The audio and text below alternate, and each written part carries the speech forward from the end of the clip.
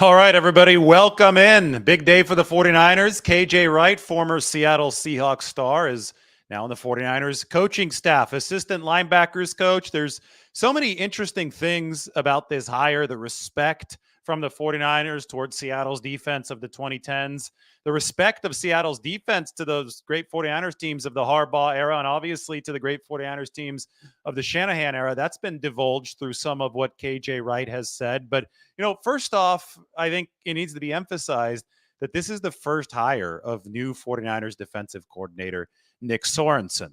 They hired him. It's not even official yet. I don't think there's been a press release from the 49ers, but obviously it's been confirmed.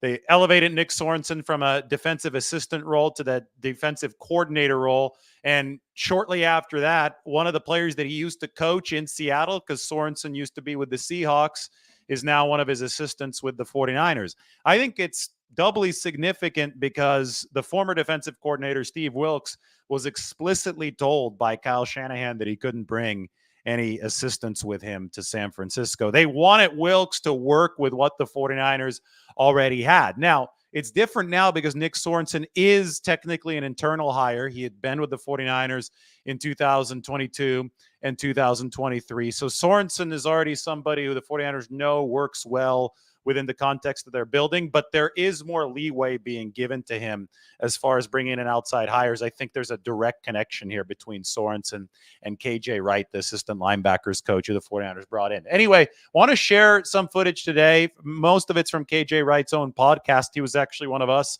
for the course of a year in between his playing career. He finished up after the 2022 season, the season with the Raiders, and now he started his own YouTube channel. So we have the announcement from KJ Wright, and then we have other footage from around the internet. KJ Wright speaking about Brock Purdy that we can take a look at to see what his personality is like and how he might fit with the 49ers. So let's start with this one from new 49ers assistant linebackers coach, KJ Wright. And I'm sure you guys heard the news by now.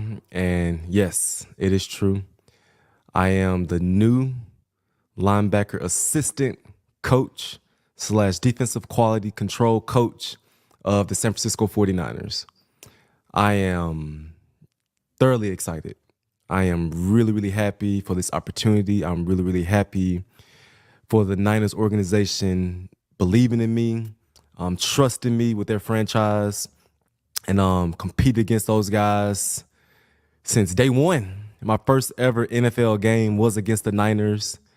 And I remember after that game, my dad coming up to me saying, "Man, you think you can play in this league?" I said, "Heck yeah, I know I can play in this league." It was going against the Niners. And here I am 13, 14 years down the road about to be coaching for them. And so to Kyle Shanahan, to John Lynch, the 49er faithful, I'm excited. I'm ready to roll. It's going to be really, really fun. KJ Wright, Mississippi State product. And his first game wasn't that 2011 season. It was the Seahawks at the 49ers, Candlestick Park. That's when Ted Ginn returned 2 kicks or punts for touchdowns. And Jim Harbaugh, in his 49ers coaching debut, beat Pete Carroll, KJ Wright, Richard Sherman, and those guys. And that was KJ Wright's NFL debut at Candlestick. It was the season opener in 2011. That's the game that KJ Wright was talking about. Of course, he engaged in several epic 49ers Seahawks battles after that. Later in the 2011 season, the 49ers went into Seattle and won the division in a very tightly contested game.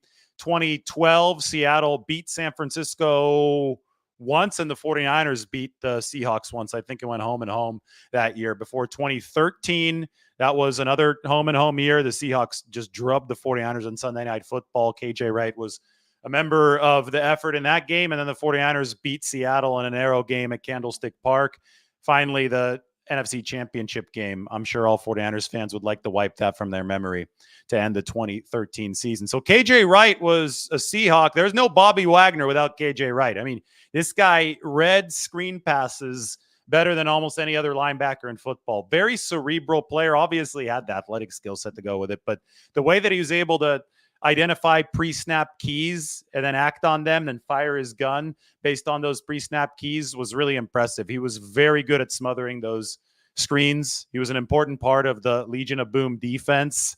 2016 Pro Bowler, and obviously stayed with Seattle even through the big transition to Russell Wilson, who happened to be cut today by the Denver Broncos. KJ Wright was with the Seahawks for a full decade. So let's have more listen in on KJ Wright's philosophy and some of his thoughts on football. Turnaround with the coaches. Folks hit up some of these former guys. I know Cam has said he doesn't want to do it, but about coaching. Have you ever thought about coaching, or is KJ Wright still working on some of his media stuff and trying other things out? I'll tell you this. Okay. Each and every game day, when I turn on the TV, I say, KJ, what are you doing? Why are you not out there sharing your knowledge, just bringing energy, game planning, scheming guys up? I'm like, what are you doing, bro? Because I was dang near a coach when I played. I was pretty much a coach on the football field. Yeah. And so it's in my heart. I will say that eventually I will do it. And obviously when I do it, I want to start it right here with the Seattle Seahawks.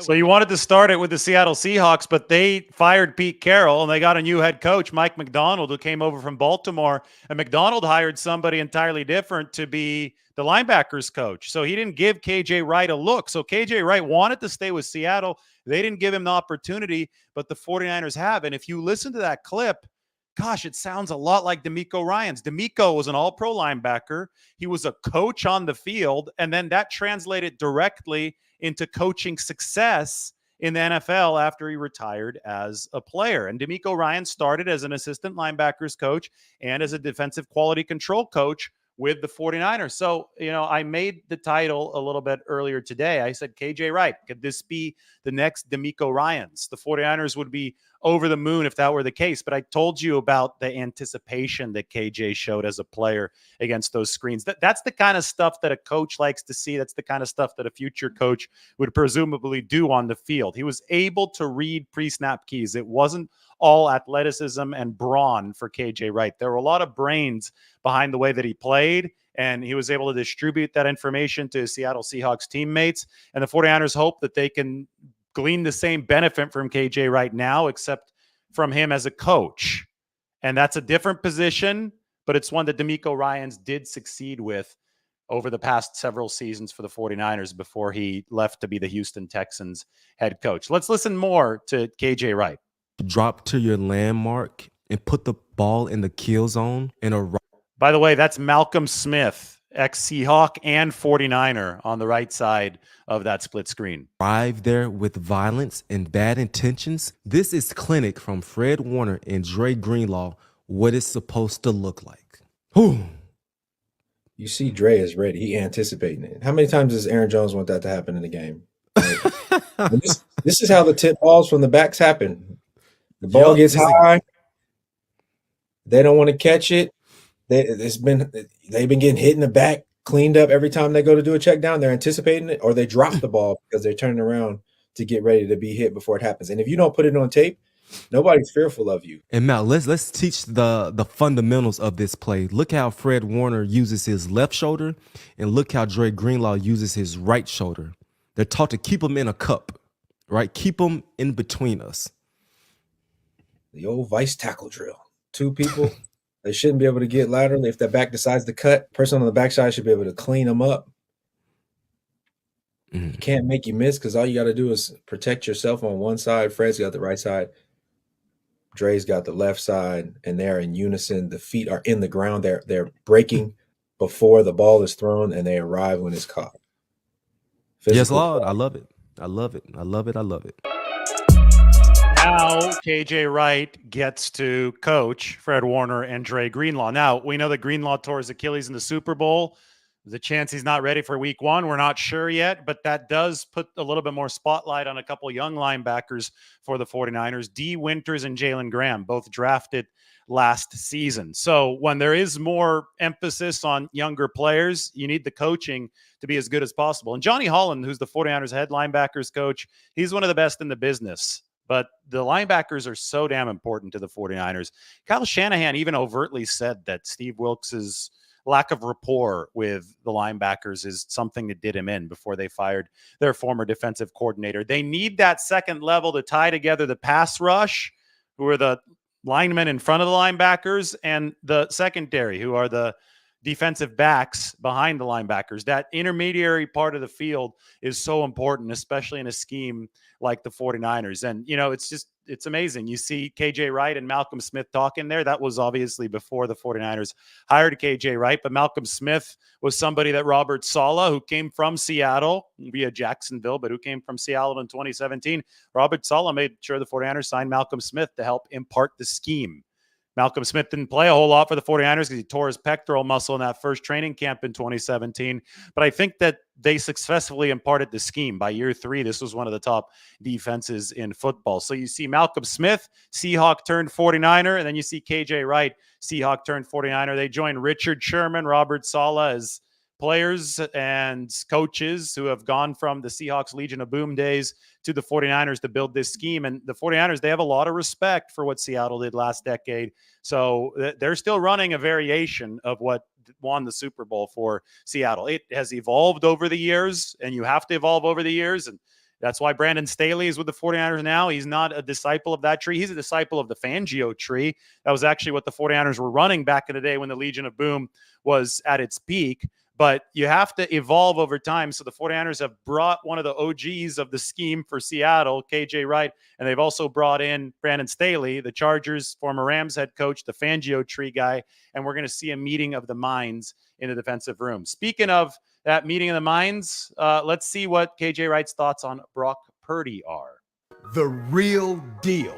Man, I'm so sick of this question. Yes, he the real deal. He been the real deal since he came on the scene. All he done was win since day one. But he's surrounded by Hall of Famers, future Hall of Famers, all this stuff. And when they don't have the Debos and they don't have the guys in there, it seemed like he goes from Superman to Clark Kent. If you Josh Allen, take away a Stephon Diggs, take away a James Cook, he won't be the same either. The man had some guys that was banged up. His defense gave up 30-some-odd points. And funny you say that, because when Geno Smith doesn't have DK right there, what does he do? Geno Smith relies on the rookies, 2 rookies as a matter of fact. So something tells me that Brock Purdy ain't as good as your last thought. We live in such a reactionary world. Oh, he lose 2 games, all of a sudden he's Mr. Irrelevant again. The man has done phenomenal. And if he doesn't get hurt last year in the playoffs, potentially this is a Super Bowl winning football team. Brock Purdy ain't been Purdy.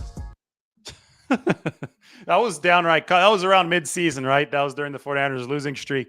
Downright comedy. You could see how well the take. I don't know, who was he talking to there, Mike? Let me know who he was talking to, because he was compared to Geno Smith. Obviously, Brock Purdy is probably 5 times the quarterback that Geno Smith is. But the fact that aged so poorly, the anti-Brock Purdy side of that debate aged so poorly, shows you a couple things. Those people who we're doubting Brock Purdy are very far in the wrong, and it's very clear now. But B, somebody like KJ Wright was very in the right. He was aptly named in this case. So KJ Wright saw Brock Purdy's talent and saw his accomplishments for what they were, and it was G. Scott Sr., says Mike, by the way, on the anti-side of the debate. But KJ Wright, right side of history, as you could see there, and I'm sure that'll make 49ers fans very happy. All right, Nick Sorensen's first hire is KJ Wright. Wanted to give you some more intel into the hire. Obviously, we're going to talk much more about this as time progresses, and that 49ers coaching staff is rounded out. They still haven't officially announced the coaching staff yet, so we're still waiting on the Sorensen promotion to be announced by the 49ers officially, the Staley hire and the KJ Wright hire. And I'm sure to go along with those, the 49ers will have some other staff movement. So that's going to be interesting. I think it'll happen this week. It's a little bit more of a dead week before free agency opens next week. All right, everybody, thanks for watching. We'll talk to you very soon.